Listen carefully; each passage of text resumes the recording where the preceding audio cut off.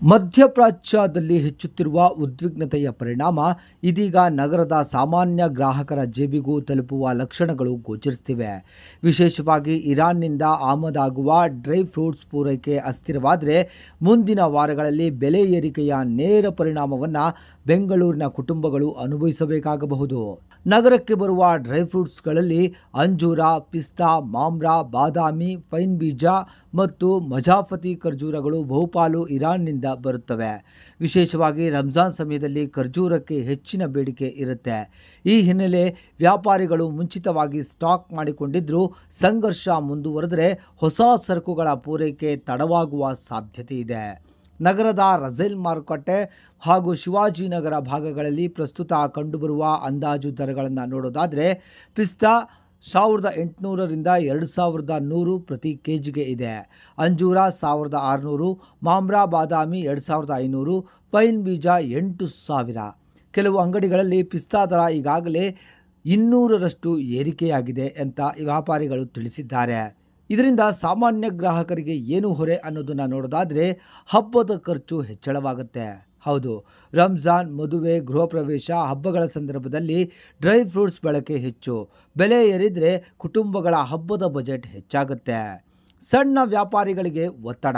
ಹಾಲು, ಮಿಠಾಯಿ ಅಂಗಡಿಗಳು, ಬೇಕರಿಗಳು, ಹಲ್ವಾಯಿ ಅಂಗಡಿಗಳು ಡ್ರೈ ಫ್ರೂಟ್ಸ್ ಮೇಲೆ ಅವಲಂಬಿತವಾಗಿವೆ. ಅವರ ಉತ್ಪನ್ನಗಳ ಬೆಲೆ ಹೆಚ್ಚಿಸುವ ಅನಿವಾರ್ಯತೆ ಎದುರಾಗಬಹುದು. ಪರ್ಯಾಯ ಹುಡುಕುವ ಗ್ರಾಹಕರು. ಪಿಸ್ತಾ ಬದಲು ಕಡಿಮೆ ಬೆಲೆಯ ಕಡಲೆ ಬೀಜ, ಅಂಜೂರ ಬದಲು ಸ್ಥಳೀಯ ಒಣ ಹಣ್ಣುಗಳನ್ನು ಬಳಸುವ ಪ್ರವೃತ್ತಿ ಹೆಚ್ಚಾಗಬಹುದು. ಇರಾನಿನ ಕೇಸರಿ ವಿಶ್ವಪ್ರಸಿದ್ಧ. ಪ್ರಸ್ತುತ ಅದು 2.5 ಲಕ್ಷದಿಂದ 3 ಲಕ್ಷ ಪ್ರತಿ ಕೆಜಿಗೆ ಮಾರಾಟವಾಗ್ತಿದೆ.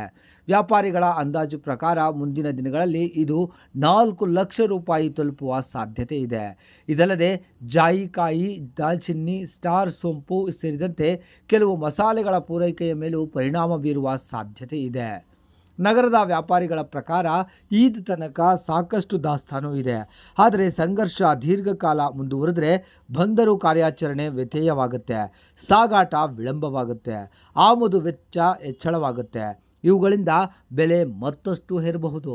ಇದರಿಂದ ಗ್ರಾಹಕರಿಗೆ ಕೆಲವೊಂದು ಸಲಹೆಗಳನ್ನು ನೀಡಲಾಗಿದೆ. ಅಗತ್ಯವಿರುವಷ್ಟು ಮಾತ್ರ ಖರೀದಿಯನ್ನು ಮಾಡಬೇಕು. ದರ ಹೋಲಿಕೆ ಮಾಡಿ ಖರೀದಿ ಮಾಡಿ. ಪರ್ಯಾಯ ವಸ್ತುಗಳ ಬಳಕೆ, ಹಬ್ಬದ ಖರ್ಚಿಗೆ ಮುಂಚಿತ ಯೋಜನೆಯನ್ನು ಮಾಡಬೇಕು. ಪಶ್ಚಿಮ ಏಷ್ಯಾದ ಪರಿಸ್ಥಿತಿ ಹೇಗೆ ಬೆಳೆಯುತ್ತದೆ ಎಂಬುದರ ಮೇಲೆ ಮಾರುಕಟ್ಟೆ ಅವಲಂಬಿತವಾಗಿದೆ. ಸಂಘರ್ಷ ಶೀಘ್ರ ಶಮನವಾದರೆ ಬೆಲೆ ಸ್ಥಿರವಾಗಬಹುದು. ಆದರೆ ಉದ್ವಿಗ್ನತೆ ಮುಂದುವರೆದರೆ ಬೆಂಗಳೂರಿನ ಗ್ರಾಹಕರು ಡ್ರೈ ಫ್ರೂಟ್ಸ್ ದರ ಏರಿಕೆಯ ಬಿಸಿ ಅನುಭವಿಸುವ ಸಾಧ್ಯತೆ ಇದೆ. ಒಟ್ಟಿನಲ್ಲಿ ದೂರದ ಯುದ್ಧದ ಹೊಗೆ ನಗರದ ಅಡುಗೆ ಮನೆಯಲ್ಲಿ ತಟ್ಟುವ ಸಾಧ್ಯತೆ ಕಾಣ್ತಾ ಇದೆ.